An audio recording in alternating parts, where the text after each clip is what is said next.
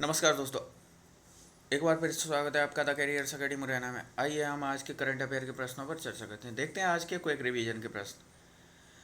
पहला प्रश्न है, राज्यसभा में सदन का उपनेता किसे चुना गया है? तो ये किसे चुना गया है? मुख्तार अब्बास नकवी को। हाल ही में किस राज्य सरकार के द्वारा संस्कृत के विद्वानों को निःशुल्क बस यात्रा उपलब्ध कराने का निर्णय लिया गया? तो संस्कृत के विद्वानों के लिए निःशुल्क बस यात्रा हरियाणा सरकार के लिए द्वारा उपलब्ध कराने का निर्णय लिया गया। अंतर्राष्ट्रीय शतरंज दिवस कब मनाया गया? तो अंतर्राष्ट्रीय शतरंज दिवस 20 जुलाई को मनाया गया। आईओसी द्वारा देश का पहला ग्रीन हाइड्रोजन संयंत्र कहाँ लगाया जाए? तो आईओसी द्वारा पहला ग्रीन हाइड्रोजन संयंत्र ये मथुरा में लगाया जाएगा। हाल ही में किस राज्य ने इलेक्ट्रिक बसों का ट्रायल रन शुरू किया है? तो इलेक्ट्रिक बसों का ट्रायल रन शुरू किया है, ये उत्तर प्रदेश सरकार के द्वारा शुरू किया गया। और आपने अभी तक चैनल को सब्सक्राइब नहीं किया तो चैनल को सब्सक्राइब करें, बेल आइकन दबाना ना भूलें। वीडियो पसंद आए वीडियो को लाइक करें, शेयर करें। आप हमारे फेसबुक पेज को लाइक करें, इंस्टाग्राम पर हमें फॉलो करें। और आपको इस प्रकार के और भी वीडियोस और पीडीएफ के लिए आप हमारे टेलीग्राम चैनल को ज्वाइन कर सकते हैं। और आपको इस वीडियो की पीडीएफ चाहिए तो इसकी लिंक आपको डिस्क्रिप्शन में मिल जाएगी। देखते हैं आज का हम पहला प्रश्न करंट अफेयर का।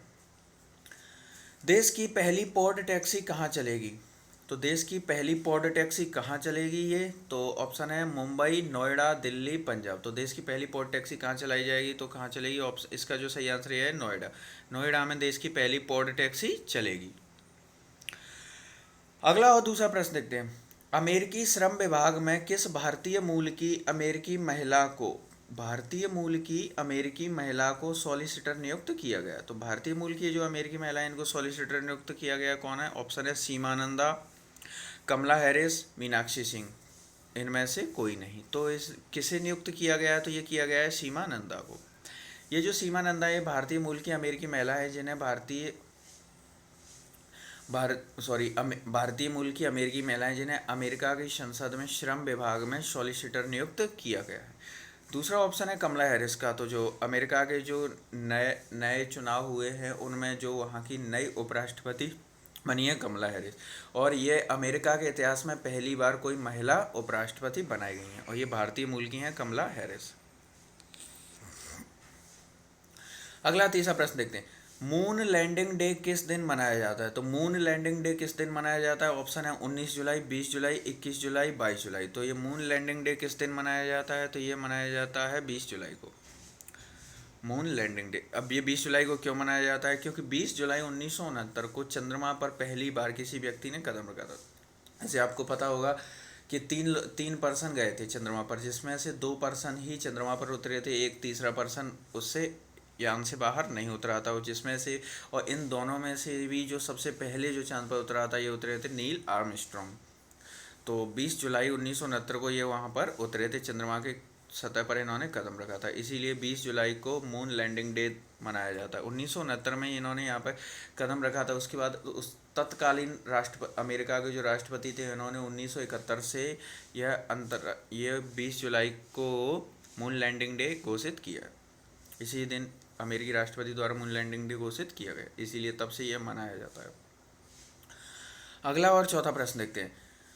भारतीय नौसेना ने MH-60R हेलीकॉप्टर किस देश से प्राप्त किए हैं? तो भारतीय नौसेना ने MH-60R हेलीकॉप्टर किस देश से प्राप्त किए हैं? तो एक ऑप्शन है रूस, इजराइल, अमेरिका, फ्रांस। तो MH-60R हेलीकॉप्टर किस देश से प्राप्त किए गए हैं? तो ये अमेरिका से भारत ने MH-60R हेलीकॉप्टर प्राप्त किए हैं।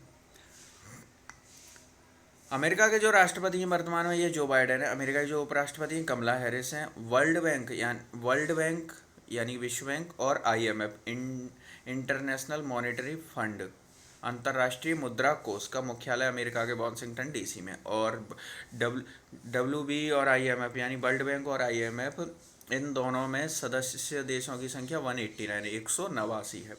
यदि कोई व्यक्ति वर्ल्ड बैंक का सदस्य बनता है तो वो IMF का भी सदस्य अपने आप ही बन जाएगा। और यदि कोई व्यक्ति वर्ल्ड बैंक की सदस्यता त्यागता है तो उसकी IMF की सदस्यता भी अपने आप ही चली जाएगी। किसी देश को इसमें सदस्य देश बनने के लिए तो इसमें जो भी देश होते हैं उन देशों की सिफारिश की आवश्यकता होती है, यानी किसी भी देश की सिफारिश के आधार पर किसी भी नए देश को इसमें शामिल किया जा सकता है। तो भारत इस समय इन दोनों दोनों का ही सदस्य है, वर्ल्ड बैंक और IMF दोनों का सदस्य देश है। अब इन दोनों में अंतर क्या होता है, तो जैसे कि वर्ल्ड बैंक और IMF ये दोनों ही अंतर्राष्ट्रीय बैंक हैं, एक तरह की बैंकिंग संस्थाएं हैं। तो इनका कार्य क्या होता है दोनों का, तो जैसे कि जो वर्ल्ड बैंक होता है ये दीर्घकालिक ऋण प्रदान करता है। जैसे कि मान लीजिए किसी को 50 साल के लिए किसी देश को कर्ज देना, ये वर्ल्ड बैंक का काम। IMF ये शॉर्ट लघु कालीन मतलब ऋण देता है, यानी कि ये शॉर्ट टर्म प्लान के लिए लोन प्रोवाइड कराता है, यानी ये कम साल के जैसे 10 15 20 साल के लिए ये लोन उपलब्ध कराता है। तो यही है वर्ल्ड बैंक और IMF। अगला और पांचवा प्रश्न देखते हैं, मरणोपरांत मोहन बागान रत्न से किसे सम्मानित किया गया है। तो मरणोपरांत मोहन बागान रत्न से किसे सम्मानित किया गया है। ऑप्शन है शिवाजी बनर्जी, अटल बिहारी वाजपेयी, लाल बहादुर शास्त्री, मनोहर पारिकर। तो मोहन बागान रत्न से किसे सम्मानित किया गया है, तो ऑप्शन है इसका शिवाजी बनर्जी। शिवाजी बनर्जी को मोहन बागान रत्न से सम्मानित किया गया है। शिवाजी बनर्जी कौन है, तो ये शिवाजी बनर्जी भारत के पूर्व गोलकीपर थे, जिन्हें हाल ही में मरणोपरांत मोहन बागान रत्न से शिवाजी बनर्जी को सम्मानित किया गया है। अगला छठवां प्रश्न, हाल ही में फास्टर योजना किसके द्वारा लॉन्च की गई है। तो फास्टर योजना किसके द्वारा लॉन्च की गई है। ऑप्शन है प्रधानमंत्री मोदी, गृह मंत्री अमित शाह, मुख्य न्यायाधीश NV रमना, इनमें से कोई नहीं। तो जो फास्टर योजना यह किसके द्वारा लॉन्च की गई है, तो यह लॉन्च की गई है, इसका जो सही आंसर यह है मुख्य न्यायाधीश NV रमना, इंडिया के जो चीफ जस्टिस हैं NV रमना, इनके द्वारा यह योजना शुरू की गई। अब ये आखिरी यह योजना क्या है, तो फास्टर योजना का फुल फॉर्म बनता है फास्टर का fast and secure transmission of electronic records, यह है इसका फुल फॉर्म बनता है। और इसे लॉन्च क्यों किया गया है, तो जैसे कि जो भी फास्ट, देखिए उसमें ही लिखा है fast and secure transmission electronic records, जैसे कि जो भी रिकॉर्ड्स वगैरह होते हैं उनको जल्दी से जल्दी, और जो भी केसों की सुनवाई के लिए उनको सबको ऑनलाइन किया जाना, और जो अदर न्यायालय होते हैं जो इन सब की जो रिकॉर्ड्स वगैरह होते हैं इन सब को भी ऑनलाइन करवा के, या उसके अधीनस्थ न्यायालयों को भी ये सुप्रीम कोर्ट आदेश दे सकता है, और जो भी पेंडिंग जो केसेस हैं उन सबको जल्दी से जल्दी सुलझाना, और उस सारी चीज़ों को जो भी इसके रिकॉर्ड्स वगैरह जो भी केसेस की या किसी भी प्रकार की जो भी उसकी जो रिपोर्ट्स हैं उन सारी चीज़ों को ऑनलाइन रिकॉर्ड को चढ़ाना, यही सारी चीज़ों के लिए यह फास्टर योजना शुरू की गई है। तो जो NV रमना हैं ये भारत के 48वें मुख्य न्यायाधीश बने हैं। अगला 7वां प्रश्न देखते हैं, हाल ही में वसीम जाफर को किस राज्य की क्रिकेट टीम का मुख्य कोच नियुक्त किया गया है। तो वसीम जाफर को किस राज्य की क्रिकेट टीम का मुख्य कोच नियुक्त किया है। ऑप्शन है हरियाणा, उड़ीसा, पंजाब, इनमें से कोई नहीं। तो वसीम जाफर को किस राज्य की क्रिकेट टीम का मुख्य कोच नियुक्त किया है। ऑप्शन है इसका उड़ीसा। उड़ीसा सरकार के द्वारा वसीम जाफर को उड़ीसा क्रिकेट टीम का मुख्य कोच नियुक्त किया गया है। उड़ीसा की बात हो रही है तो देखते हैं, उड़ीसा के जो मुख्यमंत्री हैं वर्तमान में नवीन पटनायक हैं, और ये नवीन पटनायक इन्होंने 5वीं बार मुख्यमंत्री पद की शपथ ली, यानी ये 5वीं बार मुख्यमंत्री बनाए गए। उड़ीसा के जो वर्तमान राज्यपाल हैं ये गणेशी लाल हैं। उड़ीसा की जो राजधानी है ये भुवनेश्वर है। अंतर्राष्ट्रीय चावल अनुसंधान केंद्र कटक उड़ीसा में, और जो हमारे महान क्रांतिकारी जो हुए थे सुभाष चंद्र बोस, इनका जन्म स्थान भी कटक में ही है। और जो भारत का जो सबसे बड़ा बांध है हीराकुड बांध, ये भी महानदी पर उड़ीसा कटक में ही स्थित है। अगला और 8वां प्रश्न देखते हैं, हाल ही में गुरेज पर्व किस राज्य में मनाया गया है। तो गुरेज पर्व किस राज्य में मनाया गया है। ऑप्शन है लद्दाख, जम्मू कश्मीर, लक्षद्वीप, अंडमान निकोबार। तो ये किस केंद्र शासित प्रदेश में मनाया गया है, तो इसका जो सही आंसर है जम्मू कश्मीर। अब ये गुरेज पर्व क्या है, तो जम्मू कश्मीर में ये गुरेज घाटी स्थित है। गुरेज घाटी स्थित है। इस घाटी यहाँ की जो संस्कृति है, और यहाँ की जो संस्कृति है, इस संस्कृति को बढ़ावा देने और इसको ऐसे बनाए रखने के लिए इस पर्व को मनाया जा रहा है। जिससे क्या होगा कि इसको मनाए जाने से इस घाटी को और अच्छे से डेवलप किया जा सकेगा, और ये पर्व इसको अपनी संस्कृति भी बचाए रखेंगे, और इससे यहाँ पे जब इसको एक टूरिस्ट प्लेस के रूप में भी डेवलप किया जा रहा है। यही मकसद है इसको गुरेज पर्व को मनाने का। तो इससे क्या है, इसको टूरिस्ट प्लेस के रूप में डेवलप किया जा रहा है। इस घाटी को पर्यटन के रूप में विकसित करने के लिए यह पर्व मनाया जा रहा है। जम्मू कश्मीर की बात हो रही है तो जम्मू कश्मीर के जो वर्तमान में जो उपराज्यपाल है यह है मनोज सिन्हा। यह दूसरे नंबर के राज्यपाल बने हैं। मनोज सिन्हा जो हैं ये दूसरे क्रम के उपराज्यपाल बने हैं। अगला और नवा प्रश्न देखते हैं। हाल ही में किस राज्य ने महिलाओं के लिए पिंक प्रोजेक्ट नामक योजना शुरू की है? तो महिलाओं ने किस राज्य ने महिलाओं के लिए पिंक प्रोजेक्ट नामक योजना शुरू की है? तो ऑप्शन है केरल, तमिलनाडु, आंध्र प्रदेश, उत्तर प्रदेश। तो पिंक प्रोजेक्ट नामक योजना किस सरकार के द्वारा लॉन्च की गई है? तो इसका जो सही आंसर है केरल। केरल सरकार के द्वारा यह लॉन्च की। केरल राज्य में जो पुलिस डिपार्टमेंट, पुलिस विभाग के द्वारा महिलाओं के लिए पिंक प्रोजेक्ट नामक एक परियोजना शुरू की गई है।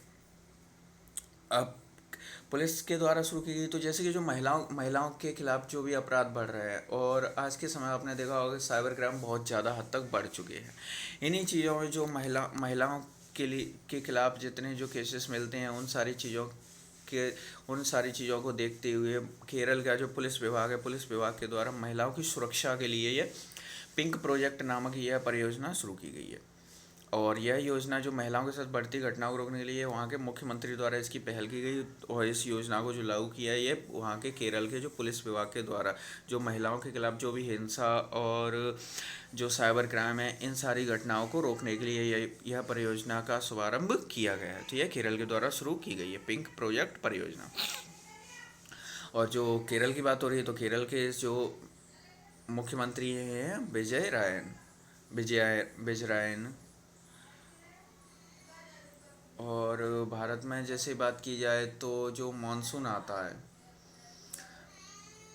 मानसून जैसे आप जानते ही हो, तो भारत में सबसे पहले जो देखो जैसे कि बात की जाए तो सबसे पहले तो लक्षद्वीप में ही जो मानसून आ जाता है। लेकिन उसके बाद अगर बात की जाए तो भारत की जो मुख्य भूमि में जो सबसे पहले जो मानसून है यही केरल के मालाबार तट पर ही सबसे पहले दस्तक देता है। तो सबसे पहले जून के प्रथम सप्ताह में ही केरल के तट पर ही मानसून आता है, और उसके बाद केरल से होते हुए धीरे धीरे करके पूरे देश में फैल जाता है।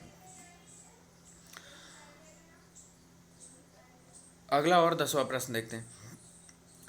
आईसीसी की ओर से जारी रैंकिंग में भारत की कौन सी महिला खिलाड़ी वनडे रैंकिंग में शीर्ष पर पहुंच गई है? तो आईसीसी की ओर से जारी रैंकिंग में भारत की कौन सी महिला खिलाड़ी वनडे रैंकिंग में शीर्ष पर पहुंच गई? ऑप्शन है शेफाली वर्मा, मिताली राज, हरमनप्रीत, इनमें से कोई नहीं। तो वनडे रैंकिंग में टॉप पर पहुंचने वाली कौन सी भारतीय महिला है? तो यह है मिताली राज। मिताली राज जो हाल ही में वनडे रैंकिंग में टॉप पर पहुंच गई। और अब आखिरी में आज का प्रश्न देखते हैं। तो हाल ही में किस देश की संसद ने FATF से संबंधित विधेयक पारित किया है? तो FATF से संबंधित विधेयक पारित किस देश ने किया है? तो ऑप्शन है अफगानिस्तान, पाकिस्तान, नेपाल, इनमें से कोई नहीं। इस सवाल का आंसर आप कमेंट करके बताइए। और आपको वीडियो पसंद आया हो तो वीडियो को लाइक करें, चैनल को सब्सक्राइब करें, और अपने फ्रेंड्स और रिलेटिव्स के साथ वीडियो को शेयर ज़रूर करें।